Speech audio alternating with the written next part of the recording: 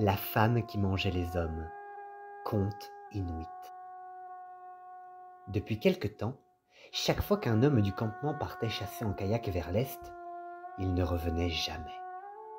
Le seul d'entre eux à ne s'y être jamais aventuré, Kiviuk, était désormais l'unique chasseur et devait nourrir toute la communauté, femmes, enfants et aînés. Bien que très vaillant, il ne pouvait malheureusement pas assumer cette lourde tâche à lui seul, et les ventres commençaient à se creuser. Un jour, prenant son courage à deux mains, il décida de partir à la recherche des siens. Il navigua longtemps vers l'est, et alors qu'il manœuvrait pour contourner une île, il entendit soudain qu'on l'appelait. « Hé l'homme, approche, viens par ici !» Il vit une femme qui portait un enfant dans la poche dorsale de son manteau. Méfiant, il répondit. « Non, je ne viendrai pas. »« Allez, quoi, viens !» insista-t-elle. Il s'est alors dit qu'il ne risquait probablement pas grand-chose de cette femme. Elle semblait inoffensive, elle était seule et ne portait pas d'armes. Comme elle insistait, il accosta. « Apporte ton kayak avec toi, qu'il ne dérive pas, » ajouta-t-elle. « Non, je ne l'apporterai pas. »« Allez, quoi, apporte-le !» Et comme elle insistait, il l'apporta. « Vide-le maintenant. »« Non, je ne le viderai pas. »« Allez, quoi, vide-le !»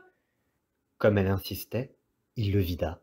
« Retourne ton kayak. »« Non, je ne le retournerai pas. »« Allez, quoi, retourne-le !» Comme elle insistait, il le retourna. « Mets cette pierre dans ton kayak pour qu'il ne s'envole pas. »« Non, je ne mettrai pas cette pierre dessus. »« Allez, quoi, mets cette pierre. » Comme elle insistait, il la mit. « Maintenant, entre chez moi te réchauffer. »« Non, je n'entrerai pas. »« Allez, quoi, entre chez moi. » Comme elle insistait, il entra. « Enlève tes vêtements de fourrure. »« Non, allez, quoi, enlève-les. » Comme elle insistait, il les enleva. « Et maintenant tes bottes de peau. »« Non, allez, quoi, enlève-les. » Et l'homme se retrouva quasiment nu.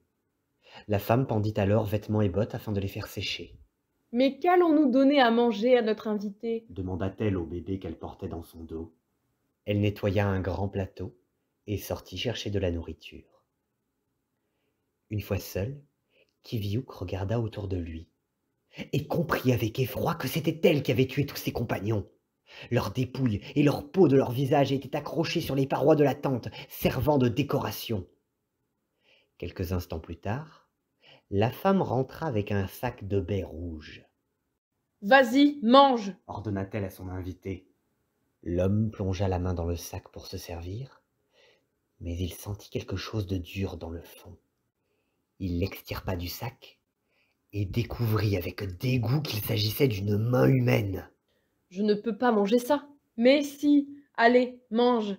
C'est délicieux avec les petites baies. » L'homme replongea sa main dans le sac, mais prit soin de ne choisir que les fruits. Quand vint le soir, ils allèrent se coucher. L'homme feignit de dormir.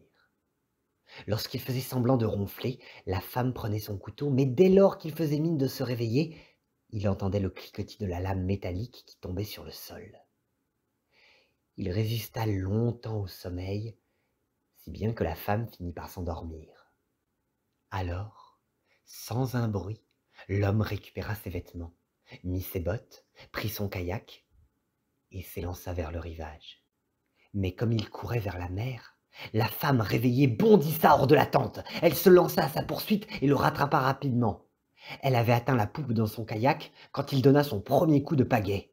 La femme tomba la tête la première dans l'eau glacée, et le temps qu'elle relève sa tête et retrouve ses esprits, l'homme était déjà loin. Il pagaya de toutes ses forces jusqu'à son campement sans se retourner, et une fois arrivé, il raconta son histoire. « Je sais pourquoi nos chasseurs disparaissent quand ils partent vers l'est. Il y a là-bas une femme dévoreuse d'hommes. Elle se nourrit de leur chair et décore sa tente de leurs dépouilles. »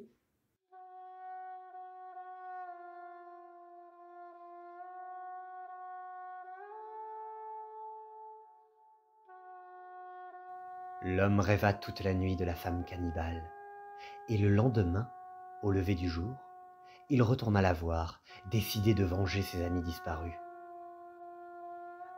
Dès qu'il fut à proximité de l'île, la femme l'appela comme elle l'avait fait la veille. « Hé, l'homme, approche, viens par ici. »« C'est toi qui as voulu me tuer hier. »« Non, ce n'est pas moi, c'est l'enfant que je porte sur le dos. Mais ne t'inquiète pas, je vais l'en empêcher cette fois-ci. Allez, viens. » Je n'ai pas confiance. Et d'ailleurs, pourquoi l'enfant que tu portes dans ton manteau a-t-il des ongles horribles, longs et pointus? Et pourquoi te regarde-t-il si étrangement? Il est effrayant. La femme, terrorisée, attrapa l'enfant et, sans même le regarder, le jeta au loin.